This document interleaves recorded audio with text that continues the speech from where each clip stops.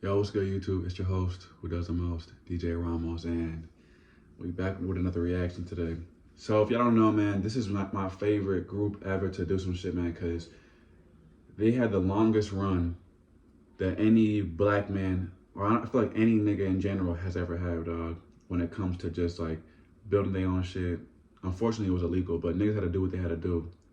If you think about this shit, every company that you see had to do some shit or like had to like do some illegal shit to get their business running. And unfortunately, my nigga, they got caught, you know, off of just some dumb shit. But this is the story of BMF. Y'all know what BMF is? It's the Black Mafia family. The two leaders, y'all know Big Meech, Demetrius Flannery, and then you got Southwest T, T Flannery, aka Southwest T, man.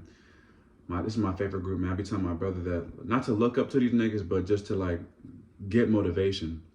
These niggas had holes in their shoes and was like tired of being broke, and they found a way. That's something that I admire. So let's see this documentary. A lot of the story of BMF, man. I never seen this before, so it's like a type of thing that I do want to watch as well. So let's get into it, y'all. A lot of rappers spit bars about being drug lords and running the streets. Casanova, Most of the time, it's all cap. That's what makes the story of the Black Mafia family so wild.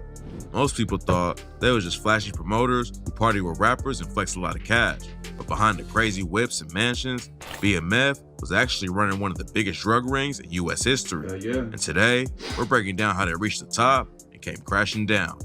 Demetrius and Terry Flannery, aka Big Meech and Southwest T, came up in Detroit. While they were growing up, they saw their parents constantly struggle with poverty. They would get their power shut off and relied on food stamps to feed the family. And eventually, money issues caused Meech and Terry's parents to divorce. At the time, Meech and Terry were still in high school. They knew that their mom needed help with the bills. They started selling a little weed to help get by. But then, everything changed after they linked up with a dude named E.D. Boyd, who ran a crew called the 50 Boys. Boyd was one of the biggest dealers in Detroit back then, and the crack epidemic that was tearing the city apart made him rich. Meech and Terry started moving coke for Boyd and saw how much money there really was in the drug. That shit crazy though, man. Like, parents split apart, niggas seeing the lights get cut off, gas getting cut off, food stamps, and these niggas rose to the occasion by any means. They were like, "Mama, I got this. We gonna be all right." That's why I fuck with that shit, dog. Cause they didn't wait for a handout. These niggas weren't like, a job can get you so far. Like clocking in and working for the man can get you so long. And that's why I be trying to like do this YouTube shit, y'all. Cause working for the man, bro, it only gets you so far. You know, sometimes you get underappreciated. Sometimes you get pushed to the side and they want to criticize you for different things. But dog, like, that's what I admire about these niggas so much, dog. And I don't aspire to be like them, but I'm telling you, man, I get motivated off of what they did because it's possible, man. You do what you gotta do, bro. You're gonna be all right. You can be more than all right if you run your own shit. And that's what I'm trying to do. Run my own shit. Get my own people. Get my own group. Get my own team. Cause like one thing I admire, like there's like this motivational thing that I be putting on my story damn near every single day. It's Meech talking about some every crew needs a leader. You know, I feel I'm a good leader, so people follow. You know, every man has a role. You know, I like, it's just like that whole motivational thing that he was talking about, dog. Like I feel like I'm a leader too. Like niggas gonna follow, niggas gonna watch and shit like that. And niggas, they just gonna flock towards it. But I'm done talking. I'm just saying, like, this nigga, both these niggas, even T, bro, like these niggas are like, they were born to hustle. They were born to be a boss. Not a lot of niggas had that shit in their blood, man. Drug game. They were able to pay all their bills by selling some weed, but getting into coke was a totally different level. But when you really grinding in the streets, there's always gonna be issues with other hustlers. Meech and Terry started beefing with another dealer named LaDon Simon, and the situation got so heated that LaDon allegedly tried to take Meech out in a drive-by. Even though he was almost killed, Meech wasn't backing down. Terry and him ended up finding their own plug to bring coke into the city, and that's when their empire really started to take off. Most big dealers either end up dead or in prison, but E.D. Boyd actually retired from the game and didn't have any issues with Meech and Terry taking over. He told DJ Vlad that they're all still friends to this day, and that he just got out of the hustle when the time was right. Terry and Meech were supplying weight to almost every dealer in the city, and all the success just made their issues with LaDon even worse. One night at a party, their crews got into a fight, and someone started letting off shots. LaDon says he grabbed Meech to use him as a shield, and that's when LaDon's brother Elvis was shot and killed. LaDon let go of Meech and ran over to his brother, and the shooter caught him 5 times in the back. His brother was killed, but LaDon survived the shooting, and a few months later, he took another shot at Meech. Meech was partying with a bunch of... So I want to know if it's true, because like they say like LaDon, Lamar or whatever, they said like when he got shot, he had to use, he suffered like this, and he suffered something, had to use like a shit bag like to his stomach and stuff like that. People in LaDon's area at a diner. LaDon's 10-year-old nephew had just been beaten to death around the same time, and he had just lost his brother, so he was already on edge. Damn. It's not clear exactly what went down that night, but LaDon allegedly pulled his gun and shot Meech several times. Getting shot makes a lot of people switch up how they move or leave the streets behind completely, but Meech was back on his feet just a few days later and went even harder into the drug game. But just taking over Detroit wasn't enough for him, and in 1990, he moved to Atlanta to expand the empire. While Terry stayed back in Detroit, Meech went to the East Coast and started taking over. Instead of rolling into Atlanta and trying to push out all the dealers in the city, Meech went to all the clubs and started flexing tons of cash. Everyone saw him stunning, and that's how Meech met all the major players in Atlanta. Oh, that's just crazy. Real talk though, man. That's why I be like trying to tell all my niggas and like just everybody that I come around with, man, nigga, because they be like, yo, I want to be this and that, this and that. I want to like, you gotta catch niggas' eyes, bro. You stunting, you flexing, you throwing out cash. It can do 2 things. It can either bring the fuck niggas to come like, you know, try to attack you, and like they vultures, nigga. They want every last penny out of your ass, dog. Or it's gonna bring you around like some niggas like, hey, who the fuck is that nigga? That nigga over here. That nigga got, you know, he got the money, he got money. That nigga dress cool too. What the fuck, like, and the hoes, fuck. What is? I need to come to. Hey, nigga, like, they gonna wanna like know who you is and like what you about and like what's your business, like what do you be bringing to the table type shit. And for Meech, nigga, when he went to Atlanta, all these niggas started fucking with him, dog. Seeing all this nigga throw all this money, cause it's not a scheme, it's an agenda. Like he had this shit planned out already. Meech didn't resort to violence to take over a new city. Instead, he started supplying weight to the dealers who already ran Atlanta. That way, he avoided most of the street drama while bringing in even more money. Back then, Terry and Meech had a plug in Colombia, and the weight was brought into the US on the East Coast around Florida. But after the cops started cracking down on the shipments coming in, Meech moved to LA to find a new connect. Meech found a new plug on the West Coast, and within a few years, they expanded to Alabama, Florida, Kentucky, Louisiana, Mississippi, Missouri, North Carolina, and more. Terry and Meech were already running one of the biggest drug rings in the country, but in the early 2000s, the Black Mafia family went from just a crime organization to a full-on brand. Terry and Meech were always hanging out with rappers, and in the 2000s, Meech created BMF Entertainment as a label and promotion agency. Smart ass nigga, bro. I tell you, hey man, this shit is crazy, man. Y'all don't know this, man, but your mom's favorite rapper, your dad's favorite rapper, your uncle's, Meech is the reason why a lot of these niggas have money to this day. So when this nigga come out, man, he finna start collecting. Having a legit company to launder your money through is a smart move, but Meech's lifestyle and the BMF brand is what got the attention of the feds. Terry and Meech have been in the drug game together. That's what they say, but they say there's 2 parts. Some people believe that it was Terry that, cause he was like, his shit was getting like, you know, tapped by the feds, and then some niggas were saying it was Meech because he's being too flashy, having the billboards and all types of shit or whatever. So it just depends, nigga, on who you talking to. For years, but they always had issues when it came to Meech's partying. Terry was more low-key and knew that flexing all their money could get attention from the cops. But that's also how Meech brought in new business. Whenever he went to a new city, this is what I'm talking about. This is the famous video that I'm talking about, man, about being a leader and people follow. Like, that's the shit. But also a story, man.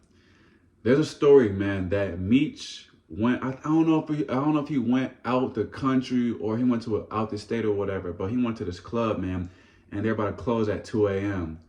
Nigga brings a duffel bag, briefcases, or whatever. I want to say it was like $500,000, $500,000 just for it to be open till 6 a.m. That's what I think. Allegedly, this is what happened. I don't know how much money he really put in or what, but that's the story that they say. Like, this nigga brought in $500,000 for the club to be open till 6 a.m., bro. Nigga, do you know how much? Meech would walk into the clubs and draw 50 to 100K every night.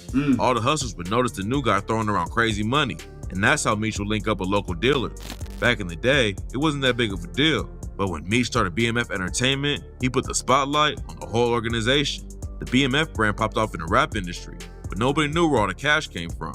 Meech was flexing his cars, mansions, and even put up billboards advertising the company. Yeah, Terry wasn't feeling how Meech was moving though, and that's when their relationship started to fall apart.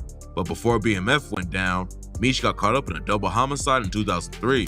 In November 2003, Meech was at a spot called Club Chaos in Atlanta. He got into an argument with a dude named Anthony Wolf Jones, who used to be Diddy's bodyguard, and at some point, shots started going off.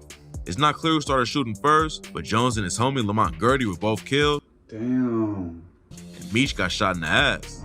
Meech was booked for double homicide, but the judge let him out on house arrest since the case against him was so weak. By this point, Terry and him were barely even talking to each other, and Meech getting arrested hurt their relationship even more. While Meech was locked up in Atlanta, Terry was still running his business on the West Coast. And during his 34th birthday, a bunch of Meech's goons came through wearing shirts that said, "Free Big Meech." They brought in a monitor so Meech could address the party, and by the time he was done talking, the situation allegedly got so heated that both sides had their guns out. Luckily, nothing too serious went down at the party, but the end of BMF was getting close. The cops had been Hold on, like the two brothers like had the guns pointed to them. Damn, nigga. That's crazy. trying to investigate BMF since the 90s, but they didn't have a major break in the case until 2004. The first cracks in the organization opened up when wiretaps led the cops to a dude named DeCarlo Hoskins. Hoskins was a pretty small-time dealer in Atlanta, but he flipped on two brothers named Amari McCree and Jeffrey Lear, who were both in BMF.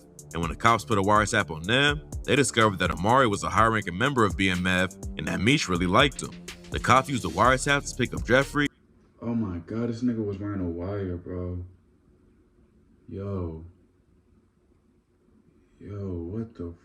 You know how, bro? While he was transporting 10 kilos of coke. They let him go that day so they can gather more evidence from him. And that's when Jeffrey and Omari tried to do the race. Eventually, the cops found both of them, and that was the beginning of the downfall. People all up and down the organization started to flip, and then the cops got their biggest piece of evidence yet, a wiretap on Terry's phone.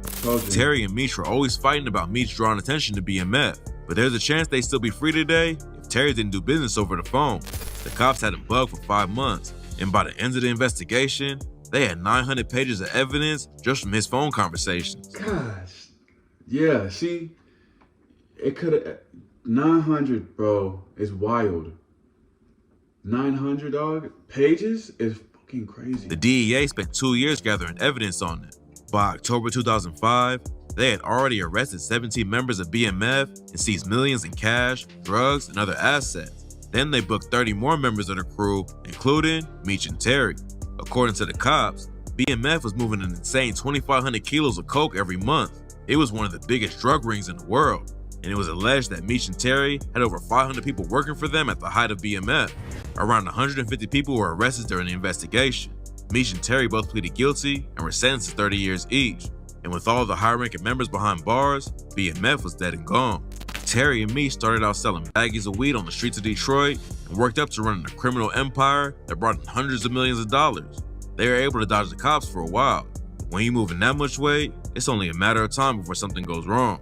But in 2020, Terry he got free. Was released on house arrest to serve out the rest of his sentence. During the coronavirus pandemic, a lot of prisoners got out early to help slow the spread, but Meech wasn't as lucky. His lawyers tried to get him an early release too, but the plan got shut down, and the U.S. attorney said, during his time in prison, Flannery continues to promote himself and through others, his legacy as a highly successful professional drug dealer. Nothing in that promotion suggests that Flannery has changed. Even though he didn't get released at the same time as Terry, Meech still scored a big win in 2020.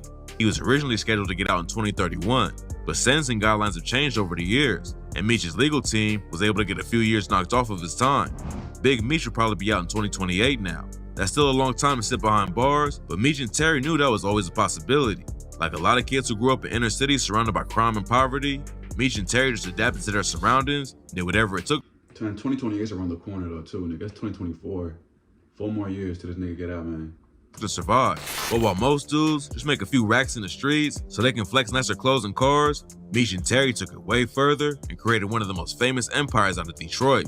Their story's beyond wild, and that's why everyone's still talking about them almost 2 decades after they were arrested.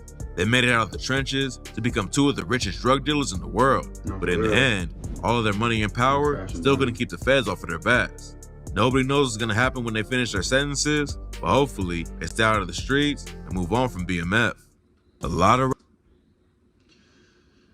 man, y'all see, man, what happened, man. Like I said, I love this story, bro. I don't like how it ended.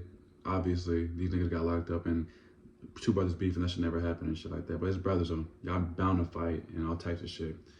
But I love this story though, man. I love how these niggas conquered like the odds. Like they beat the odds. They're gonna be in poverty their entire lives. They're gonna be working a 9 to 5, and there's nothing wrong with a 9 to 5.